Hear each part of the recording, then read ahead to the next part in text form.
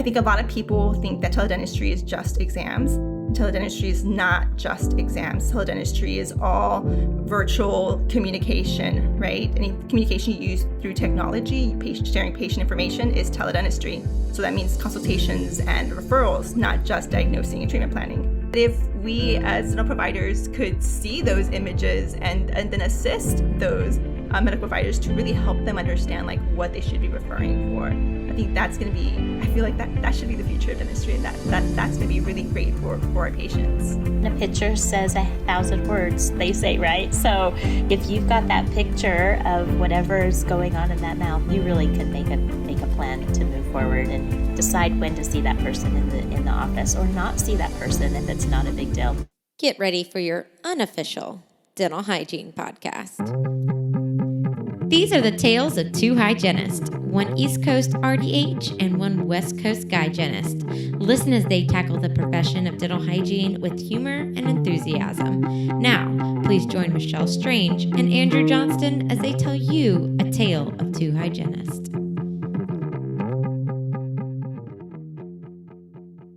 Welcome back, everyone, to another episode of A Tale of Two Hygienists, episode number 308. My name is Andrew. And this is Michelle, and I'm cold, but I'm happy to be with everybody here in Greater New York. Yeah, it is cold. We saw some snow earlier, which was beautiful. Yeah, for a minute, until it gets all slushy and dirty. But it's pretty when it's coming down, if you have the appropriate clothing on. Exactly. Which, and unfortunately, we made comment earlier about it, but I couldn't find my jacket when I was leaving the house on my way here, which had been packed away from the move from a year and a half ago. And oh man, I don't know where my head was on that. Andrew's in New York without a jacket is what he's saying. I have a sweatshirt type jacket. As long as it doesn't get wet, I think we're going to be good. Well, if you haven't picked up on it yet, we are currently at the Greater New York meeting. We're just happy this is back in person again. It feels good to be doing all the normal networking events, and maybe you even hear the sirens in the background right now because New York can't stay quiet. But yeah, it's nice to do all the networking events and the dinners and, seeing friends. It feels good. Yeah, I mean, there's still the restrictions, right? Here in New York, you have to show your vaccination card before you're indoors anywhere, it seems like. So it's not, it is back to normal, but it's still, not really back to normal. I think there's just modifications. But it doesn't seem to hinder anyone's ability to still have the fun, right? I still feels like Greater New York. The energy is still here. The city is still the city. And of course, this time of year, the lights are starting to come out for Christmas. And anyway, I'm just really excited to be here. I love New York anyway. And I'm really jazzed. Same. Well, we had a question that came in while I was actually flying here. And I thought it would be nice to chat about it because I asked you and you had some good points that I didn't think about. And this Student Focused Roundtable is kind of talking about mobile or teledentistry versus traditional dentistry. And I know with a lot of teledentistry that happens in a mobile setting. And this question was around cordless handpieces, specifically asking is there a cost point or price point that, one's better than the other? Infection control stuff, there was a question around that. And so we thought we'd just chat about what are some of the things that you should be thinking about? Because Andrew, you just went through this whole thing where you were looking for one that fit your practices the best, right? Yeah, we want to be CDC compliant, follow all the recommendations and also the state regulations. We want to, and then, there's always the cost, and we're a big company. So we want to make sure that we're not incurring a ridiculous amount of cost to each one of our offices. And when you have 100+ offices, and you can imagine, you guys already know the price points of these things of, $600 to $1,200 for some of these handpieces. Now you got to multiply that by 100 offices and maybe 2 or 3 hygienists in each office, right? So you can imagine how expensive it can go. But I kind of threw it back at you as I know that we always focus on the price, but I think that there's other things that we need to really look at as far as what comes with that price. And that's true of any single thing that we do, whether it's going to be, when looking for the kids for their Christmas presents and we want to see, okay, well, there's this toy versus this toy, but they're about the same, but one comes with batteries included, like little things like that are just like, Yeah. Value adds, right? And so the thing I threw back at you, I said, well, what is important to them? Is it important? Are they already using a particular type of DPA or disposable prophy angle? If they're already using the same brand as the cordless handpiece that they're going to be using, then that's not a problem. But if they're one, a lot of our companies will look at finding maybe a different brand of disposable prophy angle than their handpiece. And so you got to make sure that those things are matching up. Also, you have to look at infection control, because it's nice if it's, shiny and awesome and works. But if you can't clean it properly between every patient, then that's obviously not going to work out very well. Right. One of the problems that we actually already had in our in one of our offices is they lost a couple of the nose pieces that came with it. And so what do you do if that's the case too? When you start losing nose pieces, how easy is it to replace and how costly is that? And then customer service, like you have to look at the customer service, and do you have a point person, or are you just calling into, I think as a DSO, we're a little bit spoiled because we do have usually an account representative for each of the companies we work with. But do you have that same type of level of customer service? So it's not as easy to answer that question as, oh, this is the cheapest, let's go with that. Right. Which are really great points. The prophy angle one is, I'm not using them very much if I'm using airflow. So I didn't even think about that. And there are ones that I do like better. And I have been in an office where I couldn't use it because it didn't fit the handpiece. And I was so annoyed. So I was like, oh yeah, that's a great point, because I would be so angry if I'm like, I love this one particular one and I couldn't use it, or the one I needed to use also cost more money, and now I got the cheaper handpiece, but in the lifespan of this handpiece, now I've spent more because I can't use the prophy angles that are less expensive. Yeah. And then the infection control is really important. And I didn't realize this, but there are handpieces that you can have in the lab setting that are not meant for patient settings, patient care. And so you also, because those are less expensive, you have to be really careful that you're not getting those, because they haven't gone through, like, the instructions for use are not for patient care. So they don't actually give you a lot of details around like heat sterilization. So yeah, be really careful about that. And your points are great, that you got to think about all the different, the customer service too. Like, you're so spot on with that. I think, the listeners out there are going to be like, well, you guys did a good job of dancing around the question, not really answering it. So I do want to just say, generally, when we were looking at, for our company, there were three main ones that it kind of boiled down to these three, right? And I think it's probably the same three that the person that wrote in was looking at, but Young has their Infinity handpiece. Premier has AeroPro, right? Mm-hmm. Yep. And Dentsply has their Freedom. And so those are the ones that you guys are probably already going to want to look into. We're here at the conference, and so this is a great time for us to get hands-on demos for all of these ones. If you can wait until RDH under one roof next year, which don't wait, but like if you do, like, all the hygiene stuff's going to be there for you to demo as well. I think that, and you can ask the questions that you want to ask right then and there to the representative. So I would say those are the big three that we looked at. If you guys know of any of the other ones, write in, let us know, and we'll air it on an intro in the future. Yeah. Well, let's go ahead and get into this episode, because this is one that was after my heart. Like, if you haven't already, I work with Mouthwatch and Teledent currently. Teledentistry has been something that I have found to be like, it's very confused as to why more people don't incorporate it, even before I worked with Teledent. And now that I do, I'm like, this just feels like a no-brainer for increasing access to care, and also just meeting your patients where they are, which is on their phone and online and in doing education, and there's referrals. I could go on, and I will in this podcast episode. You will hear it.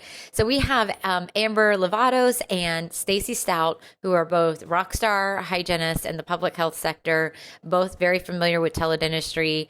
And so I think you're going to enjoy the Student Focused Roundtable, all about teledentistry versus general private practice.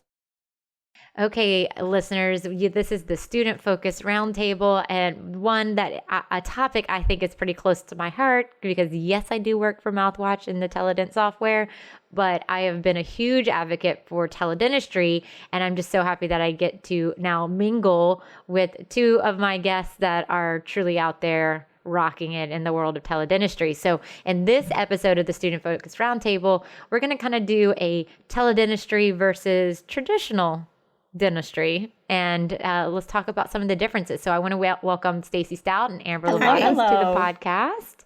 Hello. It's so great to have both of you on. Staci, I'll give you the stage first, because this is your second time on the podcast. Yeah, it is. Because you did a teledentistry one before, yeah, right? I did. Yeah, it was fun. You guys are great to always hang out with. Oh, thank you. Well, tell us about who you are and what you're doing these days.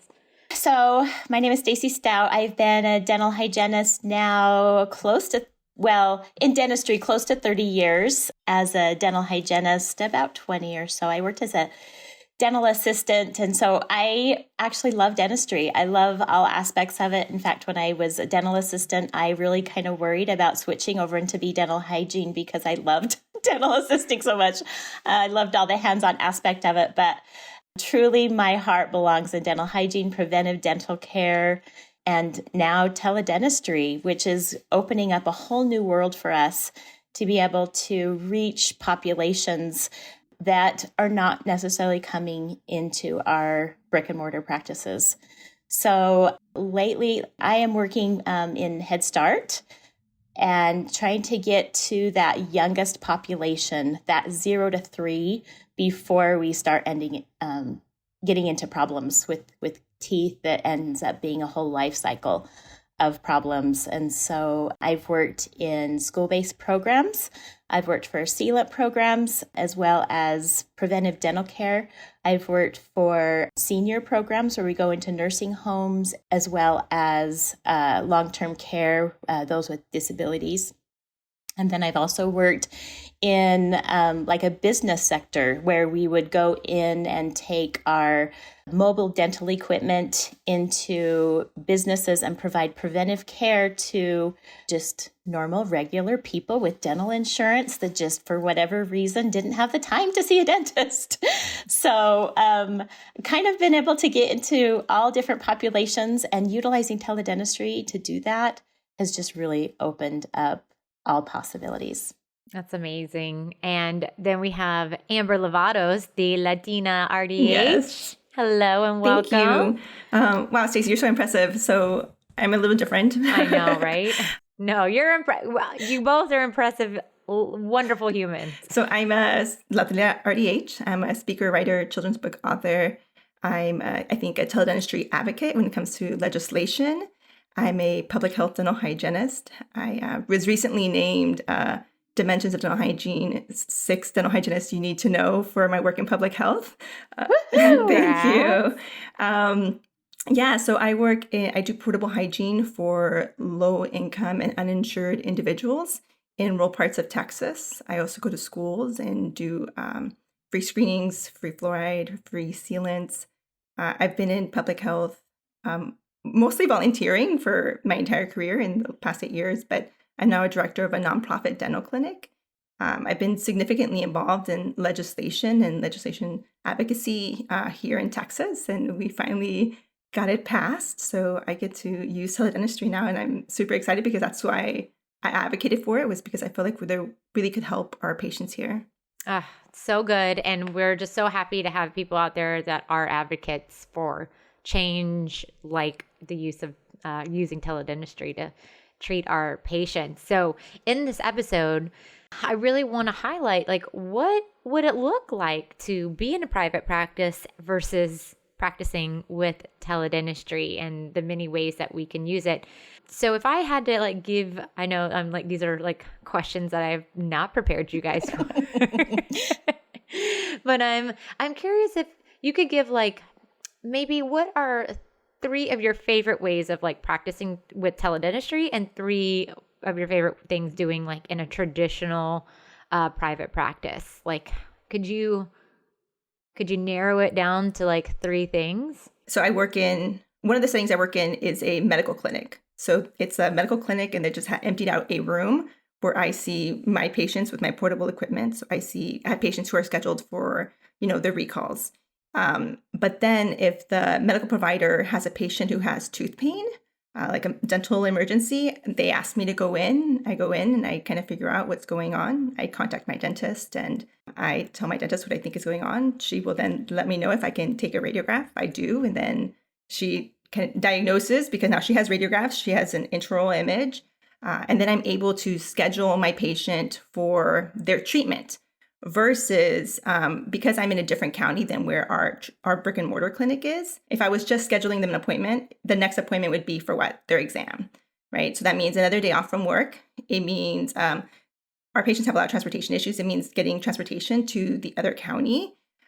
Instead, we're able to diagnose and treatment plan at that visit. That means that then I can schedule them an appointment for their actual treatment. So for us, because we're so busy, we're so backlogged with patients, it really reduces the chair time that we're taking away from other patients that we could see. So it leads to more efficient care, leads to better care, right? So I think that's been really great to be able to actually provide our patients with answers to reduce chair time, but also PPE. Dentistry is expensive. I'm a director, so I have to deal with the finances and the budgets, and being able to treat our patients virtually when we're already, using PPE to see them for their initial medical appointment. They don't have to schedule them for another appointment to just tell them, oh, this is what you need, right? We can actually provide care to our patients. I think that's probably one of my favorite ways. In kind of one of our next goals right now is, so we go to schools, and we go to schools typically each school once per year. During 2020, we couldn't really do that, right? Because everything was shut down. Even when things were opening back up and the kids were back in school, we couldn't go back into the schools right away. So we wanted to equip the school nurses with intraoral cameras, and we have the mouthwatch cameras, not to put them in here, but they're pretty affordable and they're really good cameras, Absolutely, so yeah. Being able to give a school nurse an intraoral camera, and if they see a problem, they can take a picture and send it to our dentist, and then we can take the next steps for that child, instead of that child either 1, not getting care, or 2, waiting for that following year for us to come back and see that child. Has been, for us, one of the things that we care about the children, obviously. We care about all patients, but accessibility to care. What else? And there's so many great things. So in Texas, y'all may or may not know, but in 2020, Texas was the only state that banned teledentistry. We couldn't use any form of teledentistry. And so I think a lot of people think that teledentistry is just exams. And teledentistry is not just exams. Teledentistry is all virtual communication, right? Any communication used through technology, sharing patient information, is teledentistry. So that means consultations and referrals, not just diagnosing and treatment planning. But in 2020, Texas did not allow us to do that, which made it really difficult because I work under general supervision, which means that I can see my patients off-site in a remote location without my dentist being on-site. But if I saw a lesion, if I saw a problem, I couldn't take a picture and send it back to my dentist. That doesn't sound like good dentistry to me.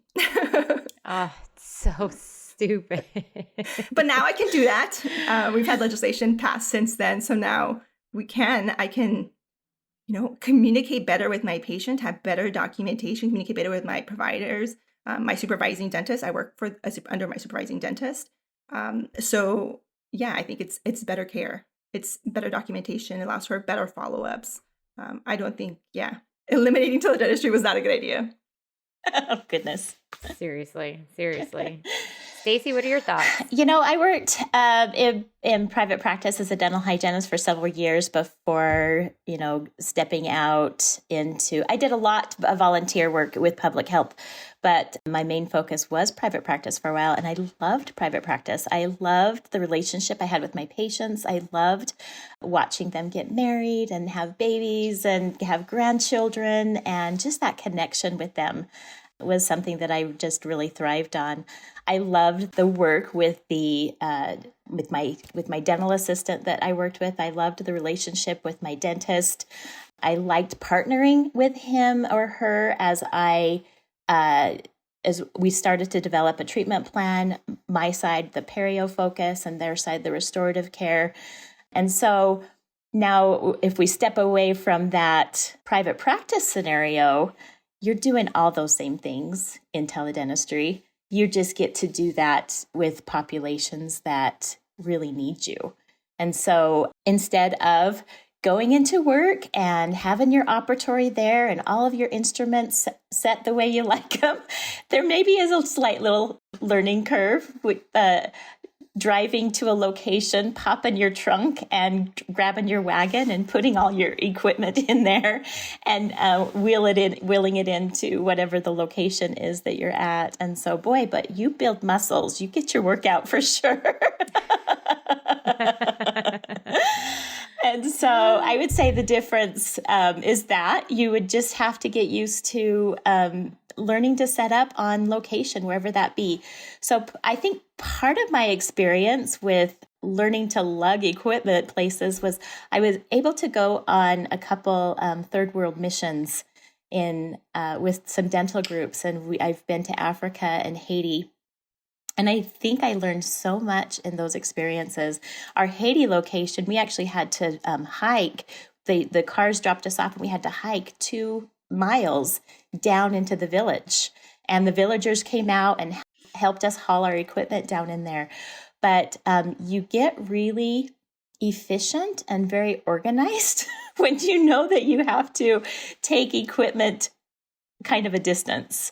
And so I work in education, and I'll often tell my students, I'm like, do not sell your instruments when you graduate dental hygiene school. Yes, you already have, by keeping those things, you already have a start to being able to go out onto different locations.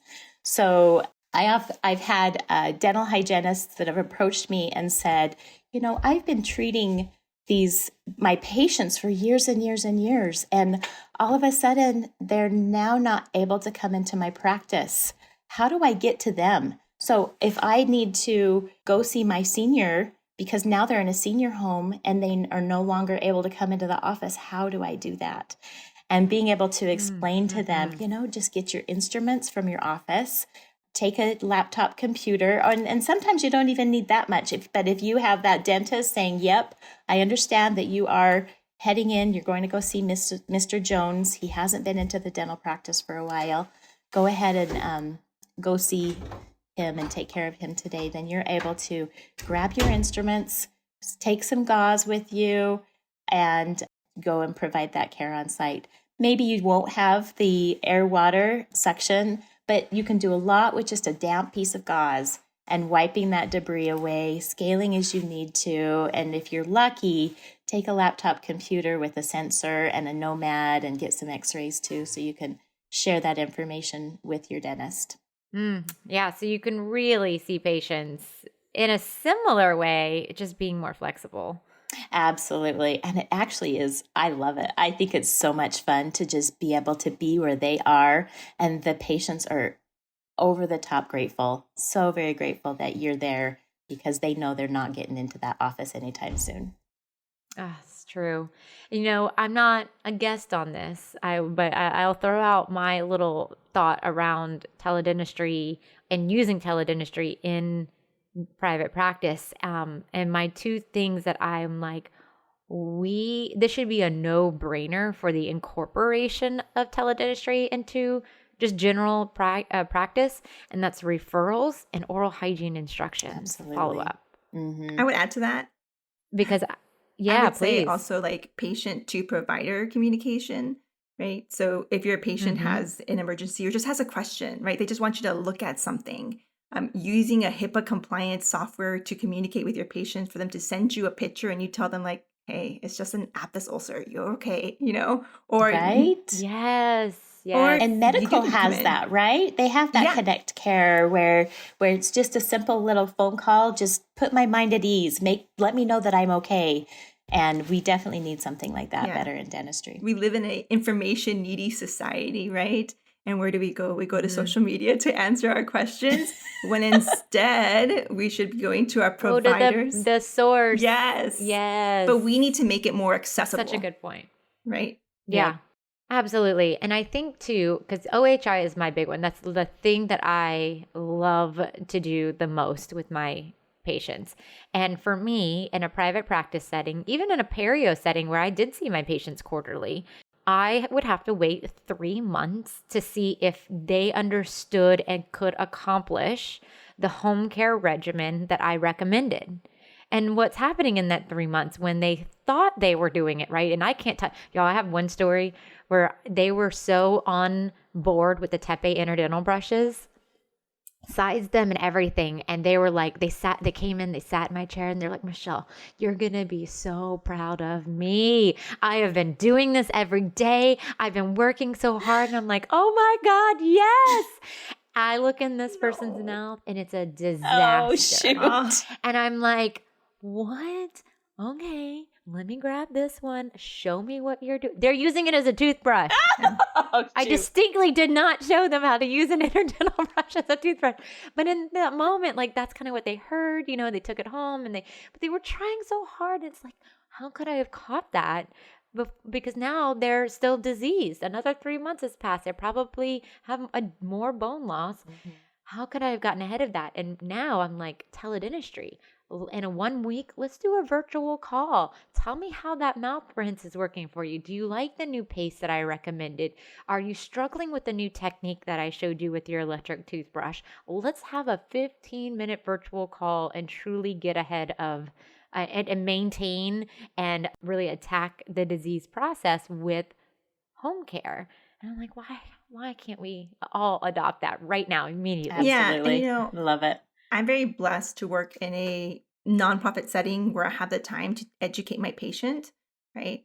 And so a lot of times hygienists will ask me, well, what do you do? Like, I don't have the time to educate. I'm like, well, you have cancellations, right? Like, and when you have cancellations, take that time to do a virtual visit with your patient, to go over OHI with them. And I think it's important for dentists and dental office owners to understand that building rapport with your patient means that they're more likely to accept cases, which then means to more money, right? I mean, if that's like what the issue is, that building relationships leads to better case acceptance. So giving your patient OHI, they would appreciate that, you taking the time to really teach them and check up on them. Mm-hmm. Right. Mm-hmm. Mm-hmm. Absolutely. So let's say, what are some examples, I guess, that you would give somebody that we traditionally do these procedures, these things, and I'll throw out post-op as like an easy low-hanging fruit one, that we have people come in and they sit in our chair, and as Amber mentioned, they're using our chair time, they're using our PPE. Now we're running instruments because we saw them. Like, there's a lot of things that go along with that appointment. What are some of those appointments that you have experienced that we traditionally see come sit in our chair, but we could do virtually? I mean, I think easy ones would be like extractions, right? I feel like we have a lot of patients always calling like, it still hurts, it's still bleeding, it's only been an hour and it's still, we could do like a virtual post-op. Yeah. Yeah, I mean, absolutely. Sutures, like the ones that dissolve, they're not dissolving it, or it looks white. Oftentimes I'll get patients who call like, it looks white in there. I'm like, oh, that's normal, right? Yeah. Yes. Yeah. Well, and also like the oral cancer screenings that we do, we find those lesions and we want to say, okay, I want this gone in the next 8 to 10 days. And if it's not, then you need to come back in and see us. But instead, let's get you in virtually and let's just take a look at that and make sure it's going away. So yeah, I think all those post-op visits, the oral cancer screenings, and then also just for the kiddos where sometimes, they get a little aggressive and they chew their lip, and we need to follow up and make sure that moms are keeping an eye on those, and if they're not, let's see pictures of those so we can decide, how to treat beyond that. So And I would say that with, like, especially with like oral cancer screenings, like having those intraoral images, having that documentation is so important. I mean, I think with anything, things are so important to have good documentation, because then you can maybe catch something that you didn't catch before, because you're making connections between old pictures and new pictures and things that are evolving. And my hope is that someday we will become like, the medical professionals where they have like interprofessional communication. My dad currently has cancer, and when he has 2 hospitals he's been treated at, one for his cancer and one for transplant, and they can all view each other's information. Like, they can see the x-rays, the charts, the appointments. They know everything. And I think, like, why can't we see those things? My dad, they took a panel of him as part of his transplant treatment to determine whether he qualified, and they referred him to a dentist. Not for his perio, which he does have. They referred him for an impacted tooth. My dad's 60. An impacted tooth that's not going to like cause him any problems, that we're not going to extract or go like into the bone for. But if we as dental providers could see those images and then assist those medical providers to really help them understand like what they should be referring for, I think that's going to be, I feel like that should be the future of dentistry, and that's going to be really great for our patients. absolutely, I agree with that. Provider to provider, I think, should really be happening all the time, and it's not. And so I have a friend, dental hygienist, and she's working in one of our hospitals, which is awesome. I love when we get dental hygienists into hospitals, because then we're able to do that interprofessional collaboration. And she has been educating some of the medical providers on the importance of oral health and follow-up. And they know, I mean, they've got the the cardiac unit and the diabetes unit, and they know oral health contributes to that. And so it's been really valuable to have her there. So my friend that works in these hospitals was passing near emergency one day, and the emergency room doctor said, "We have emergency dental all the time, and we don't know what to do with that. Can you come in and let us know, take an x-ray if you need to, tell us where to even go, because we can't get a dentist."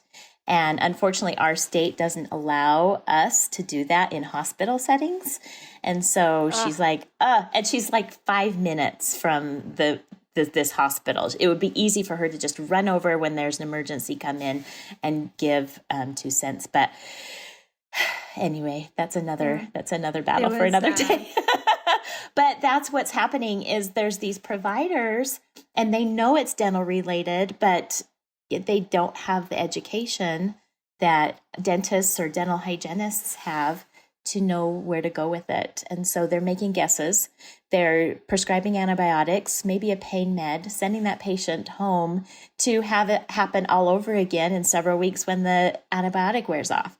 So to be able to give direction and say, yes, this person needs to follow up with the dentist. Let me help them make that appointment. And then, just like Amber talked about triage, then we're not coming in for an exam and then rescheduling a couple of weeks later for the treatment. We already know this tooth needs a root canal. Let's do that. Oops, nope, this tooth can't be saved. We need to do an extraction. Let's do that. So, provider to provider using teledentistry is just, it needs to happen. Yeah, I agree. So I work in the medical clinic 1 day a week. And so she was prescribing, that nurse practitioner I work with, for every patient who had tooth pain, chlorhexidine. Every single one. I bet that's fun follow up there. So, it allowed me the opportunity to have a conversation with her and educate her. Obviously, she would prescribe antibiotics, and she knew when to prescribe antibiotics. And typically we don't prescribe pain medication, but she was prescribing chlorhexidine. So then we were able to have a conversation that allowed for better care for our patients. But I also had somebody that I worked with who, not like worked with me, but I met this person who he does telemedicine research, and they do it with emergency care. So what they did is, when a patient calls 911, they send an ambulance, and they have a medical doctor on the call as they're seeing this patient, they're triaging. and they determine whether that patient is truly emergent. If that patient is truly emergent, they put the patient on the ambulance and take them to the hospital. But if they're not emergent, they put them on a cab and they send them to a clinic or a dental clinic. And like, see, What? yeah, That's awesome. isn't that cool? I think it was like in Wisconsin or Minnesota, somewhere Midwest area. They're so progressive up there. They think of all the things. Yeah. And like that makes way more sense, right? Than bringing them to the hospital, using up resources, clogging up hospital rooms right now, possibly getting them sick, exposing them to other people who are sick. And they're not going to get the care that they need when they really need to be seeing a dental professional. So I'm going to throw out some other like appointments, and you tell me how you feel if it is proper for teledentistry versus being in dentistry without teledentistry. Consults. Yeah. Yeah. Like the no-brainer, right? Like, why are they coming in our chair and taking up our resources when we could have that conversation at any time in the day? 100%. And multiple provider consults. I mean, you have a patient that says, okay, maybe I need this procedure, but this dentist said, well, I don't know for sure. Let's go ahead and get into another practice. But I've already taken all of your x-rays. I've already taken all of your intraoral images, but being able to share that from, they could take those images, share that with that other provider and get that second opinion. I think that's a great way to use it. Yeah. I think right now with people getting sick, right? Like what if a patient has COVID-19 and they have a dental emergency, so they just don't get care? No, right? That shouldn't be like, they just shouldn't have to suffer. Why couldn't we do a virtual consult with the patient to the provider, determining, next steps, what can be done for them in that state, right?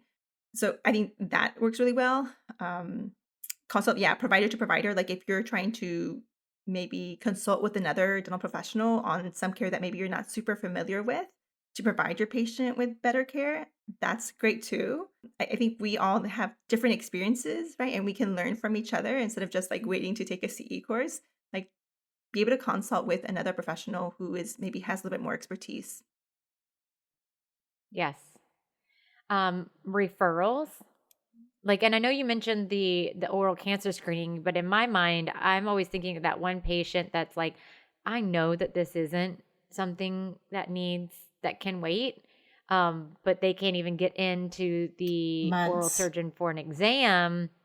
So why can't I just send all the images and then they do a virtual consult with the surgeon? And then they can determine if I'm being overreactive to the situation or if this is truly something that is very concerning. Absolutely.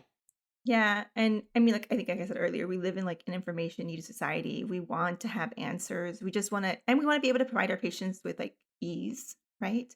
My husband's a dentist, and he had a patient, a young child who, I can't remember, it was second molars hadn't erupted, and it was like past the age they were supposed to have erupted. So they took a pano and they found a tumor in the child's jaw. But my husband's a general dentist, right? This is a Saturday. It's a Medicaid clinic. And he's just, the only thing he can tell the patient is, you can call the oral surgeon on Monday. And, and this is, obviously this is before like teledentistry and stuff. And I can't imagine like how scary that must have been for the parents, because you don't need to be a dental professional to understand that like a tumor is not normal, right? Like that sounds, even if it was like going to be okay, that's still a very scary experience. So to be able to provide our patients with next steps, like this is what we're going to do next, this is what the follow-up looks like, that is providing our patients with better care. Sometimes you can't, I know dentistry is like a procedure based, but we're still trying to treat the entire person, and they come with emotions. Absolutely. How about triage? Because my first thought is like the parent at Thanksgiving, the cousins run into each other. Oh my God, that tooth is a little wiggly now. Is this a problem? Then they're texting anybody that might have any dental knowledge at all in their life. And I'm like, what if or they call the dentist, and now the dentist is coming in on their weekend, on their holiday. What if we could just do a teledentistry triage appointment and be like, okay, mom, it's all right. That tooth is going to heal. It's just a little wiggly, got a little trauma. It's fine. Or we have an AVOL situation. Let's bring this kiddo in. This is a big deal. Like, how do y'all feel about that? Absolutely. I think that's super valuable. I had a situation with a dentist that actually the nursing home contacted me knowing that I was working out in public areas and asked what we could do for a particular patient that was starting to swell. And I asked her, I said, well, just with your phone, can you just take a picture of the tooth that's you think or the area? And she was able to take the picture. She sent it to me. I could tell it probably needed to be extracted. There wasn't much left of it. She had a large abscess. And then I was able to forward that picture on to a dentist friend of mine. And he was able to grab the exact forceps that he needed, a little local anesthesia, and go into that nursing home and take care of that tooth that afternoon. So yeah, sometimes it's not going to be a big deal, and let's just put their mind at ease. And sometimes we need to take care of it. And when we have a picture, we know what we need to do to move forward with it. Mm-hmm. And I think right now, especially during the holidays when offices are closed, right? If somebody does have dental pain, maybe has an abscess, has an infection, if we don't make those services available to them, where are they going to go? The emergency room, right? And we don't need to be sending our patients to the emergency room. No, not at this point, right? My other thought is, what about the single parent who has somebody bringing the child to the appointment, but wants to be involved, wants to know what's going on? I mean, I feel like that's a wonderful place for teledentistry. Like, you're at work, it's fine. Let's just do a little quick call. I'll show you with the camera what's going on. Don't even worry about playing the game of telephone of what happened in today's appointment. Yeah, I feel like that's my life, right? Yeah, I have two sons from a previous relationship, and so yeah, I'm in charge of their care solely. I have a husband, but that's not their father, so really their care revolves around me. And having to take off to go to their appointments, to every single appointment, was difficult, especially when I was younger and just starting off. And before I had gone to school and stuff, I had to work, I had to provide, and so I did rely on my mom heavily to take them to the appointments. And my mom doesn't speak English, so a lot of things would get like lost in translation, and it made me feel like I wasn't, being an adequate parent because I wasn't there for my child, but financially I couldn't be there for my child, right? But then also more than that, like right now with my dad and his cancer, I'm his medical power of attorney. And again, I can't take off for every single appointment. I'm there at like 90% of his appointments, but being able to, they will call me or I'll be in on a virtual call and they'll talk to me about all his care. I can see the radiographs on the virtual screen. I mean, it's amazing. It makes me feel like I'm responsible for his care, for his well-being, and being informed and advocating for him. So that's been absolutely wonderful. I also do virtual telemedicine calls with my children's doctors. I have a son who's on regular medication.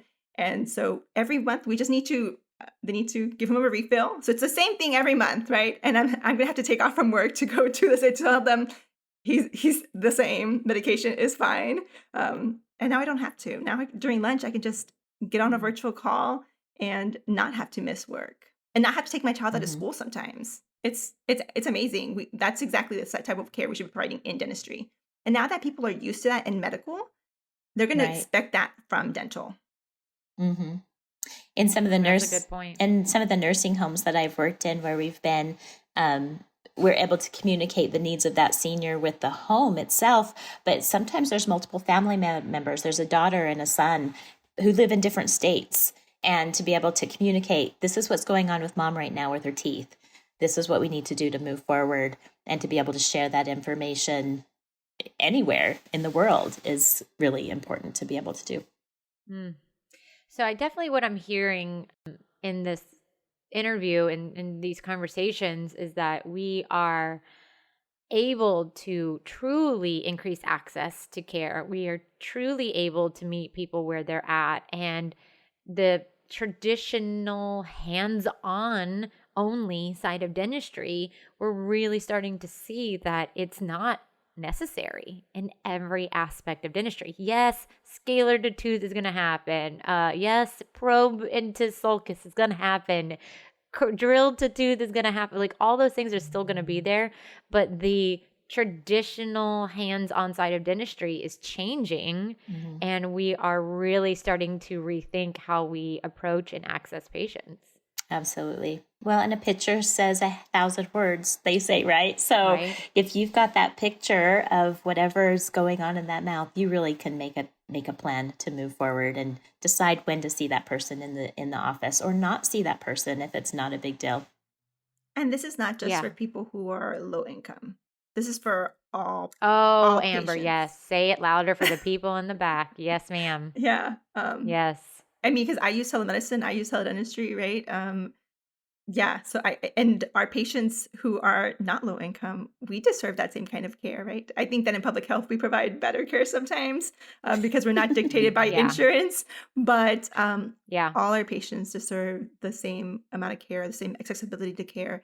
And somebody could have insurance, could have gone to college and still not know about dentistry, right? I think a lot of times I've had we assume. Yes, I've had the most intelligent friends. I've said once like, well, I mean, it's disease, talking about cavities. They're like, a cavity is a disease? And I'm like, well, it ain't health. Like, what? What? You have a PhD. But then you're right. Like, we can't make assumptions that people understand oral health or what the decay process and disease process looks like. And I mean, I'm with you, Amber. Like, I have a gastro doctor now that I had my major surgery. I have to have these routine visits with them, but more around my nutrition and like how I'm feeling. And ain't a chance in the world I'm driving 30 minutes to have a 20-minute conversation to then drive 30. It ain't happening anymore. Like, we really have to meet people where they're at, because it isn't the low income. It isn't the socioeconomic statuses. It's time is valuable.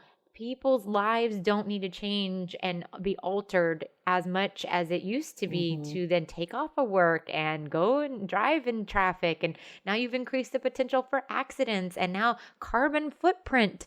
Your carbon footprint is changing because you aren't making all those efforts to get in PPE and barriers. And I mean, we could go on, but I feel right? like just like balance in life. I feel like we're constantly go all the time. Like, I barely have time to like do my normal day to day, and now I'm having to do an added thing.